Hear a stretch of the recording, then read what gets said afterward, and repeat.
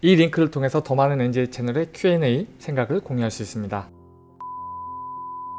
사실 이건 제가 다른 비디오에서 만들려고 했다가 내용이 비슷하니까 내친 김에 그냥 다 모아서 하자라고 해서 좀 추가를 해보면 이제 경험, 도메인 이거 다 난리지잖아요, 그죠? 지식. 그래서 제가 컴퓨테이션 잘하기 위해서는 이게 어플라이 될 만한 그 도메인, 우린 디자인이잖아. 디자인을 잘해야 된다고 제가 이야기를 했고, 이런 부분들은 사실 인공지능이라든지 여러분 직장을 알아볼 때라든지 취직이라든지 앞으로의 아까 얘기했던 것처럼 요즘 실리콘밸리에서 뜨고 있는 어떤 하도 바이브 코드 AI가 다 하니까 그 AI를 분별할 수 있고 판별할 수 있는 자기만의 색깔, 캐릭터가 있는 사람들이 또 뜬다고 그런 식으로 이야기했잖아요. 그러니까 맴맴맴 도는 거야, 본질 위에서. 그러니까 본질만 하면 이 바깥에 보이는 변화들이 그냥 그나물의 그 밥이에요. 전혀 여러분들한테 억압되지 않는, 폭력적으로 다가오지도 않습니다.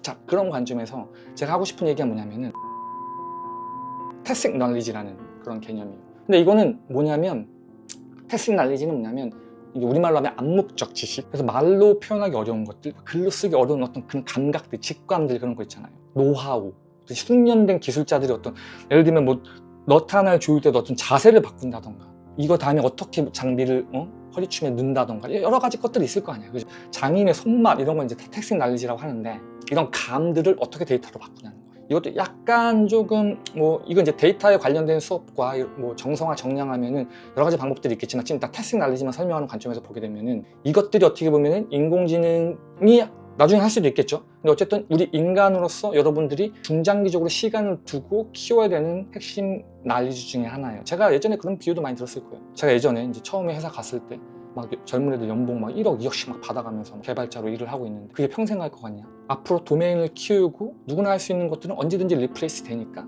내가 할 수 있는 더 유니크한 것들을 키워나가야 된다라고 계속 제가 주장을 했다고 전에 비디오에서 많이 예를 들었죠. 길게 듣는 예인데 짧게 말씀드린 겁니다. 이것도 결국에는 태식 널리지가, 결국 이것도 암묵적 지식이 핵심이 될 수 있는 거죠. 제가 얼마 전에 얼핏 뉴스 기사인가 본 것 같은데, 이 태식 널리지를 학습시키기 위해서 국가 정부 주도로 뭐 한다는 걸 살짝 어디 본 것 같은데, 제가 그냥 힐끗 봐가지고 이런 걸 이렇게 하네라고 그냥 넘긴 게 있는데, 제가 아티클 찾아보니까 찾아볼 수는 없었거든요, 아직. 그래서 그런 움직임들도 있고, 이런 얘기 여러분들 들어보셨을 거예요. 미국의 전략 폭격기 B2라고 아시죠? 예, 뭐 외계인을 고문해서 만든 거다. 그게 내가 알기로는 한 몇십 년 전에 만들어진 비행기로 알고 있는데, 지금은 다시 그걸 못 만든대요. 못 만든대요. 저도 되게 의아했어요, 처음에는. 왜 못 만들어? 설계도도 있고 기술은 더 좋아졌을 건데 왜 못 만들지? 라고 생각을 했는데, 이게 태식 널리지. 그러니까 그때의 장인들이 설명서도 만들어 놓고 했겠지만, 왜냐면 그 사람들이 처음 만들고 트라이 앤 에러로 뭔가 만들지 않겠습니까? 이러다 보면은 설계도도 계속 바꿀 거고 막 이것도 해보고 저것도 해보고 하면서 뭔가 기록을 남기겠지만, 그 과정에 대한 어떤 느낌, 장인들의 어떤 바이브들, 그쵸? 장인들의 어떤 그 감각, 노하우, 그 전에 그 사람들이 그걸 만들기 전에 쭉 쌓아왔던 노하우들이 발현돼서 그것들을 만들었지 않겠습니까? 설계도 그대로 있다 못 만든단 말이야. 설계도가 담을 수 있는 건 한계가 있다는 거죠. 기존에 우리가 문서화시키고 글로 쓰고 구조화시킬 수 있는 그런 지식들 말고. 그렇기 때문에 다시 만들려고 해도 못 만든다고 이야기를 하는 거라 하더라고요. 저도 이걸 딱 듣고 나니까 이해가 됐어. 맞아, 그럴 수 있겠다, 충분히. 왜냐면 저도 그러거든요. 설계할 때도 그렇고, 예전에 일할 때도 그랬고, 디자인할 때도 그랬고, 지금 코드 짤 때도 이 코드가 이 느낌이 있어. 그냥 감이 있어. 그리고 어쩔 때는 우리가 항상 완벽한 코드를 짜는 게 아니잖아요. 미리 뭔가 손을 대놓고, 이건 내가 저번에 이렇게 했으니까 이렇게 열어놓으면 좋겠다라는 느낌이 있어. 그리고 이것도 지금 작업에서는 여기까지인데 다음 작업에서 이게 필요하기 때문에 한번 여기서 더 걸쳐서 들어가도 좋겠다라는 그런 감이 있거든요. 설명하기는 좀 애매해. 설명하면 설명할 수 있겠지만, 굳이 이걸 문서화 시킨다? 설계 도면화 시킨다? 이럴 필요는 굳이 없다고 느껴지는 것들이 있거든요. 제가 그냥 뻔하게 계속 해왔던 부분들에 대해서는 그냥 딱 봤을 때 당연하지? 당연히 이렇게 하는 거지. 예를 들면 제가 CAD 소프트웨어 아키텍처 잡을 때 그렇거든요.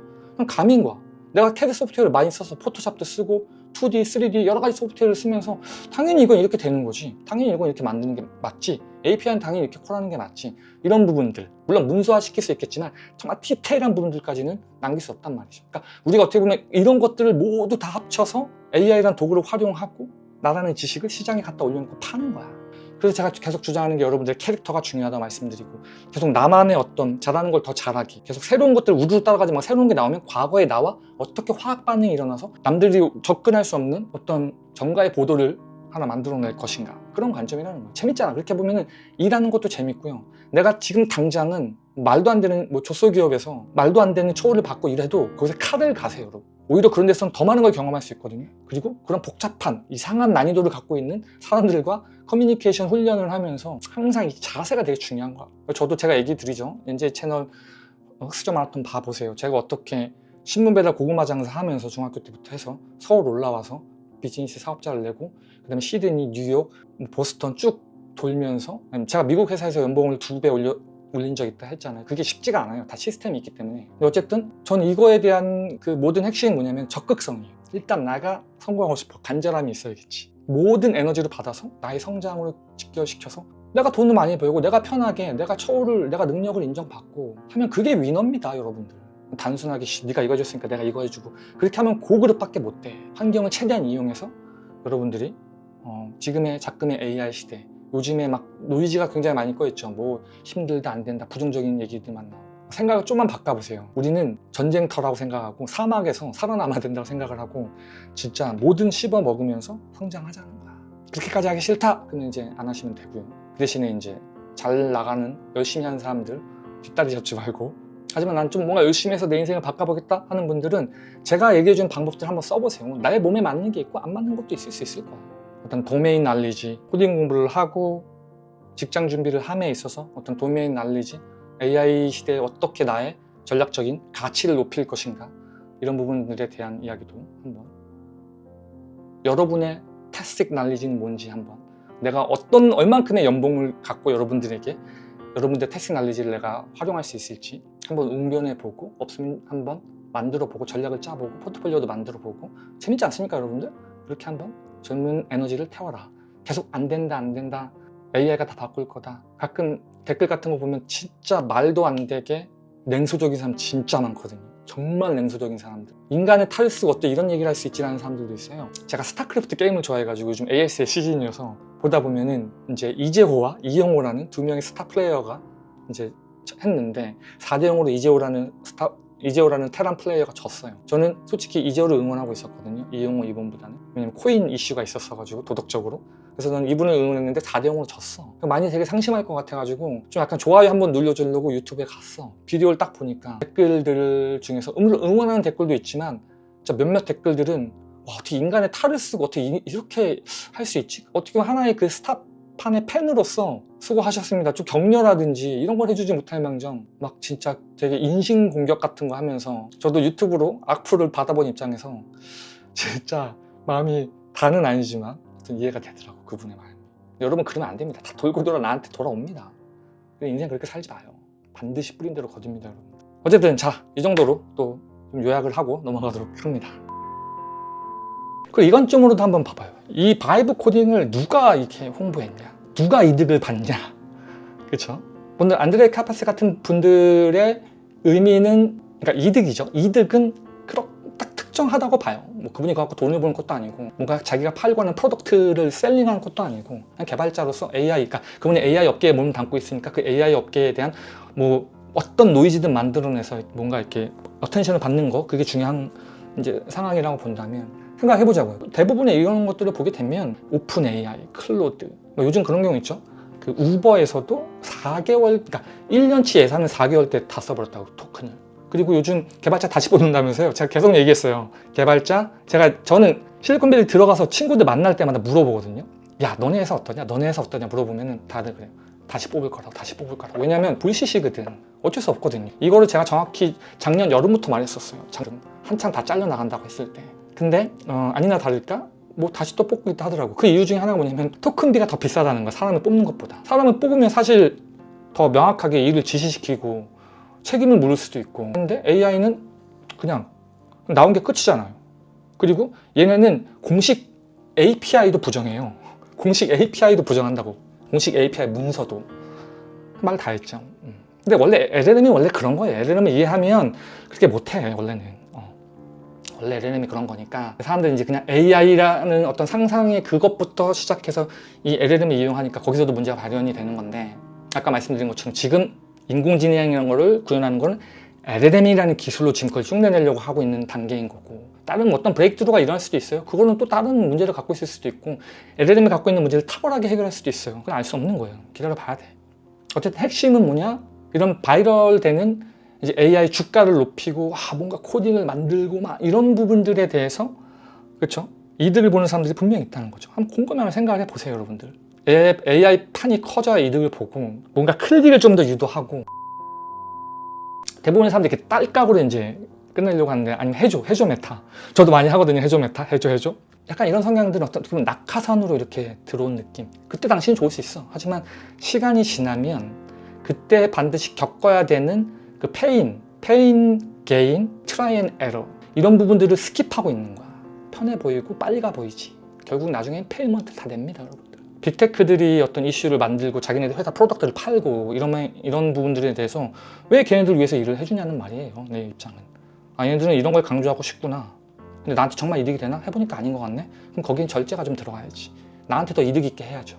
전 항상 얘기합니다. 우리가 구글 쓰고 유튜브 쓰고 네이버 쓸 때마다 내가 느끼는 건데, 사실 우리가 돈을 받아야 돼. 왜? 우리가 광고 봐주잖아. 우리가 정보 주잖아. 우리가 뭔가 계속 트래픽을 만들어주고 걔네들이 쓸 수 있는 판을 계속 깔아주잖아. 엄밀하면 우리가 돈을 받아야 된다니까요. 우리 개인정보 갖고 얘네들 별거 다 하잖아요. 그러니까 메타 같은 회사 같은 경우도 보면 걔네는 오직 광고잖아요. 구글도 광고고. 그 광고로 탑 10 회사까지 들어간다니까, 전 세계 매출이. 말이 된다고 보십니까? 원래 우리가 돈 받아야 돼. 그래서 어쨌든 간에 이 빅테크들의 어떤 그러니까 마케팅 하는 사람들의 의도에 맞춰서 우리가 굳이 춤을 출 필요가 있나? 우리는 디자이너고 설계자고 뭔가를 만들기에 있어서 AI라는 도구를 가지고 그 문제가 풀 수 있는 그 탁월한 것들을 해결하기 위해서 쓰면 되는 거거든요, 선택적으로. 그래서 그렇게 보시면 좋을 것 같습니다.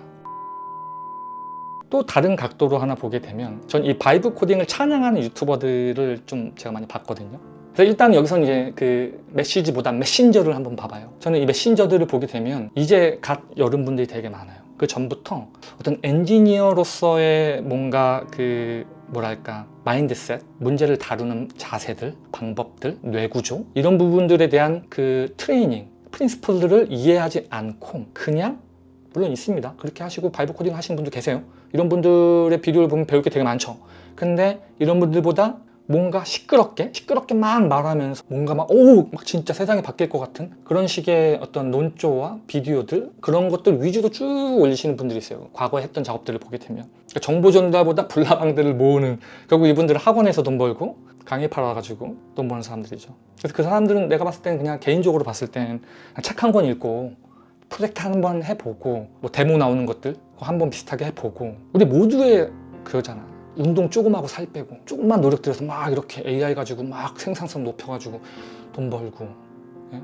성공파리 하고 막 그런 걸로 막 도배해 놓은 거 보면 교육자도 아닌 것 같고, 그렇다고 학자도 아닌 것 같고, 결국에는 그냥 마케터, 물건 파는 사람인데, 이 물건이 사실 모르겠어요. 이게 좋은 물건이 나쁜 물건인지 잘 모르겠지만, 물론 이제 그런 비디오를 들으면서도 또 양극단을 잘 채워나가는 그런 분들도 계실 수 있겠죠. 어쨌든 중요한 건 뭐냐면, 형식적 측면을 차치하더라도 내용적 측면에서는 완전히 엔지니어링적인 마인드가 제로다. 그게 핵심인 거예요, 사실은. 제가 계속 말씀드리죠. 왜 엔지니어링이 중요하냐. 그러니까 건축 설계도 뭐 다른 디자인도 마찬가지지만 저희는 특정 단계에서는 다 엔지니어링을 할 수밖에 없거든요. 제가 정리하고 있는 엔지니어링은 뭐냐면, 이제 엔지니어링을 잠깐 이야기하기 전에 과학자들이죠. 과학자들은 하나의 어떤 알고 있는 지식 생태계 접점을 하나 만드는 거잖아요. 이렇게. 예? 연구자들. 그래서 뭐 우주가 어떻다, 어떤 가설을 세워서 입증을 시키고, 해보니까 되네. 과거에 안 된 것들 찾아내고. 이 사람들 한 번만 성공시키면 돼. 딱 한 번. 그래서 이거를 해결해서 한 번의 브레이크드루를 만들어내는 거고, 그러면 엔지니어들은 뭐냐면 이 한 번을 100%로 만드는 거야. 일론 머스크가 그런 얘기 했대잖아요. How many nine이랑 싸운다고. 99.9999999999999999999면 1000번에 한 번은 떨어진다는 거야. 잘못했다는 거거든요. 그거 타시겠습니까, 여러분들? 제가 항상 얘기하잖아. 바이브 수술 할래요? 바이브 비행기, 바이브 오토노미스 비이클 탈래요, 여러분들? 바이브 성형 하실래요? 그러니까 이게 상식적으로 조금만 생각해보면 말이 안 된다는 걸 아시는데, 이 근본이 약간 다른 거야. 그래서 결국 엔지니어라는 것 자체는 뭐냐면 되게 크리티컬한 것들을 다뤄내는 거예요. 크리티컬 인프라스트럭처. 로켓을 쌓아 올리고 엔지니어입니다. 수술하는 것도 사실 엔지니어링 단계로 볼 수 있어요. 굉장히 정확해야 돼요. 그렇잖아요. 사람이 생명이 왔다 갔다 하는 거니까. 소프트웨어도 마찬가지예요. 금융학도 마찬가지. 금융 프로그램들 다 제가 말씀드렸잖아요. 이거 숫자로 안 해요. 다 문자로 바꿔서 해요. 왜냐면 라운드 한번 잘못되면은 돈이 얼마나 왔다 갔다 하는데 정확히 해야 돼요. 0.00001의 오차도 있으면 안 돼요, 여러분들. 이게 소프트웨어들이 하는 일이에요. 소프트웨어들이 그냥 뭔가 만들고 예쁘게 돌아가고 야 사주팔자 봐줘. 뭐 태양을 씹는 칼로 자르는 영상 만들어줘. 우와 AI 대박이다. 이걸로 양성업계 다 끝날 거다. 이걸로 포토샵 없어진다. 이렇게 하지 말자고요. 이거는 말이 안 되는, 상식적으로도 말이 안 되는 거 여러분들 들어보시면 이해되시죠? 네. 근데 그런 것들이 클릭수가 높고 요즘은 자정작용이 있어. 제가 다시 말씀드리지만 유튜브 댓글 보면은 야 지영 그만하라. 약간 이런 말도 안 되는 얘기들이 있는데 초창기 때라든지 아무 백그라운드가 없는 젊은 20대들은 그냥 보고서 정말 이렇게 되네? 또 우르르 간다고 그 문화에 휩쓸려가지고. 그래서 어떤 한 번 이렇게 워킹 솔루션을 한 번 만드는 게 아니라 퍼펙트 솔루션을 만드는 완벽한 솔루션. 언제 어떤 상황에서도 돌아갈 수 있는. 이게 일단 기본 메타예요. 기본. 만약에 이게 뭔 소리인지 이해가 안 된다? 그러면 일단은 바이브 코딩을 하더라도 본인 선에서 멈추세요. 이걸로 뭔가 프로덕트를 만들고 서비스를 만들어 가지고 뭐 괜히 보안이 터지거나 서버가 터지거나 요즘 그렇다면서요. 애플에서도 하도 품질이 안 좋은 앱들이 계속 나오니까 뭐 이걸 어떻게 조치하려고 한다라는 얘기들도 있고 약간 이런 느낌이야. 이게 뒤에도 설명이 있나 모르겠는데 인턴들이 졸업해가지고 가운 입고 병원 왔다 갔다 하는 분들이 바이브 수술해가지고 AI랑 같이 막 수술도 하고 판독도 하고 이러다 보면 기존에 있는 그 의학계에 계신 분들이 뭐라 하겠습니까? 칭찬하겠습니까? 오 AI 대단하다. 말이 안 된다고 얘기를 하겠죠. 하지 말라 그러겠죠. 사람의 생명이 왔다 갔다 하니까. 소프트웨어도 마찬가지예요. 잘못 만든 소프트웨어 때문에 사람이 죽을 수도 있고요. 보안이 털릴 수도 있고요. 돈이 날아갈 수도 있고요. 다시 얘기하자면 크리티컬한 부분들에 대해서. 근데 뭐 사주를 봐준다던가 전 이것만 만들 건데 그럼 하세요. 상관없어요. 거기까지는. 그 깊이에서는 상관없는데 거기까지만 말씀하시라고. 이걸로 다 된다고 생각하지 말라는 거예요. 또 다른 관점으로는 뭐 생산성이 올라갔는데요. 뭐 10명이서 할 거를 1명이서 했는데요. 빠르게 뭐 파워포인트를 만들어 주는데요. 이런 건 괜찮을 것 같아요. 파워포인트는 뭐 사람이 죽거나 이러지 않으니까. 근데 여기에는 이제 흔히들 얘기한 할루시네이션, 요즘에 AI 슬로브로도 많이 이야기를 하는데 좀 확장된 개념으로서 결국에 뭐냐면 검증을 누가 해야 돼. 그렇잖아요. 알 수가 없다니까. 잘못된 정보가 나갈 수 있잖아요. 그리고 다시 이야기하지만 엔지니어링에서요. 중요한 게 뭐냐면 얼마나 빨리는 1도 중요하지 않아요. 1도 중요하지 않아요. 솔루션의 속도는. 네. 저는 이런 경우 있어요. 내가 이 앱을 이렇게 빨리 만들었어요. 오, 좋죠. 박수 받아야죠. 여기에 전제가 있어요. 앱이 터지지 않아야 되고 이런 소프트웨어가 우리가 모두가 합의하고 있는 그 기준은 기본적으로 도달한다는 전제 조건에 빨리 만들었으면 오케이인 거예요. 빨리 만들었는데 개판이야. 그러면은 그거는 또 뭐냐라는 얘기밖에 못 듣겠죠. 엔지니어는 빨리 만드는 엔지니어가 아닙니다. 여러분들 생각해보세요. 우리 부모님이 가족들이 교통사고 나서 수술에 갔어요. 의사 선생님 딱 나왔어요. 최대한 빨리 수술했습니다. 저 30분 만에 끝냈어요. 다른 사람들은 평균 1시간 끝나는데 전 30분 만에 끝났어요. 그럼 여러분 뭐라 할 거예요? 아니 그래서 사람을 살리셨나요? 수술 잘 됐나요? 물어보잖아요. 시간은 중요하지 않다니까요. 물론 업무의 섹션마다 다를 수 있겠지만 이건 기본적인 엔지니어링의 핵심이에요. 속도 중요할 수 있겠지만 이게 근거가 돼야지 속도가 중요해지는 거예요. 그리고 이것만 강조하면 아무 의미가 없다는 거야. 일론 머스크의 로켓 하드웨어, 하드웨어 엔지니어링, 소프트웨어 엔지니어링 그들이 속도 갖고 마케팅하는 거 봤습니까? 완성도 갖고 마케팅 하죠. 그리고 기존에 못했던 기술들을 이렇게 젓가락으로 탁 잡거나 그런 거를 홍보를 하죠. 그리고 어떻게? 얼마큼 많이 빨리 안전하게 쏘아 올리냐, 그리고 얼마큼 매스 프로덕션 할 수 있는 파이프라인을 만들었냐. 그게 핵심이지. 이거를 빨리 만들었다고 그 누구도 얘기하지 않아요. 그러니까 이건 엔지니어링의 기본 프린시플이 아예 어긋난 거예요. 건물도 마찬가지예요. 여러분 건물 디자인했는데 이만큼 빨리 만들었습니다. 여기에 전제 조건은 무너지지 않아야 되고 기존에 하는 방식들보다 빨라야 돼요. 그렇잖아요. 그러면 어떤 매스 프로덕션에 대해서도 뭐 모듈화를 잘 시켰다던가 뭐 이런 것들이 붙을 수 있겠죠. 아까는 말씀드렸지만 발표, 뭐 PPT 빨리 만들어서 좋겠죠. 그럴 땐 쓰는 게 좋겠죠. 그 대신에 빨리 만든 만큼 내용을 한 번 더 리뷰해보고 그거에 대한 어서심은 내가 가져가야 돼요. 잘못돼도 AI 탓하지 마세요. 내 책임인 거야. 내 책임이 될 만큼 확실하게 보는 게 핵심이라는 거죠. 그래서 사실 저는 어떤 사람들은 AI를 뭐 협업자, 동업자 뭐 이렇게 얘기하는데 전 제 책에서 직원이라는 표현도 가끔 쓰긴 쓰거든요. 왜냐면 되게 디터미스틱한 거에서는 직원이라는 단어 써도 괜찮아요. 근데 협력자, 협업자라고 보기에는 전 도구로 보는 이유가 뭐냐면 결국에는 이거에 대한 책임은 내가 져야 돼. 그렇기 때문에 저는 이걸 그냥 도구로 보는 거예요. 나중에 바뀔 수 있겠지만 제가 왜 자꾸 도구로 왜 설명하냐, 누구는 협력자로 설명하고 누구는 뭐 AI를 직원으로 설명하고 다양하게 좀 더 상위 개념으로 설명하는데 당신은 왜 자꾸 도구의 일종으로밖에 설명 안 하냐. 왜냐면 보수적으로 잡아야 돼요. 되게 스마트한 도구인 거죠. 그래서 속도를 따지는 사람들 좀 넌센스라는 거지, 이런 틀에서 보게 되면. 그래서 솔직히 코드로 해도 속도가 빠르긴 빨라요. 빠르긴 빨라. 근데 저는 어떻게 하냐면, 제가 다른 강의도 만들어 놨지만 파이프라인을 제가 다 잡거든요. 다 잡고 다 잡은 상태에서 이게 어떻게 보면 나의 프롬프트고 나의 컨텍스트예요. 그 다음에 완전히 고립시켜 놓은 상태에서의 바이브 코드를 짜고 사이드 이펙트 없이 완전 제한해 놓고 이런 경우도 있고, 그 다음에 이제 바이브 코딩을 짠다 하더라도 이걸 다시 제가 리팩토링을 해요. 리팩토링을 하고 리팩토링 제대로 되는지도 물어보고, 그래야지 내 코드가 돼요. 내가 이해할 수 있어. 나의 생태계 안에 집어넣는 거예요. 이것도 뒤에 설명이 나올 건데 그때 가서 자세히 설명을 하고, 문제는 뭐냐면 이걸 할 때 시간이 더 들어갈 수가 있어요. 그걸 알아야 돼요, 여러분들이. 난 그렇지 않은데요 라고 하는 사람들 있잖아요. 전 엔지니어로 안 봅니다. 왜 안 보냐? 해보다 보면은 때로는 내가 만들어 놓은 아키텍처에서 내가 짜는 게 더 빠를 수도 있어요. 더 안전하고. 그리고 바이브 코드를 짰다 하더라도 단순하지만 이거 리뷰하고 사이드 이펙트 잡는데 더 시간이 많이 걸릴 수도 있어요. 이 말이 뭔지 모른다? 경험을 해보세요. 나는 다 되는데요? 괜찮은데요? 이렇게 하게 한 사람 하세요. 저한테 물어보지 마시고, 그분들은. 그냥 그 영역만 딱 경험을 한 것 같은데 절대 안 됩니다, 그렇게 하면. 다른 AI가 나와서 더 좋은 게 나와서 그럼 하세요. 아까 얘기한 무한 순환 논리인데 이렇게 하시면 좋을 것 같고, 현실적으로 봤을 때 여러분들 이런 도구들을 합리적으로 효율적으로 쓸 수 있는, 그래야지 여러분 능력이 배가가 되는 거죠. 그게 핵심이라는 거야. 그래서 저는 들었을 때 어떤 분들은 이것도 성향이 달라요. 가능한 부분도 있는데 큰 틀에서는 AI가 LLM 가지고 QA, QC도 안 한다고 하거든요. QA, QC도. 그렇지. 당연히 아무리 템퍼처라든지 이런 시드 값을 조정한다 하더라도 이게 결국에는 확률 분포로 나오거든. 그럼 QA, QC를 그렇게 하면 안 되죠. 여러분들 확률 분포로 QA, QC, 그러니까 품질이 테스트된 것들에 대한 로켓을 탈 거예요? 비행기 탈 거예요? 산소호흡기를 맡길 거예요?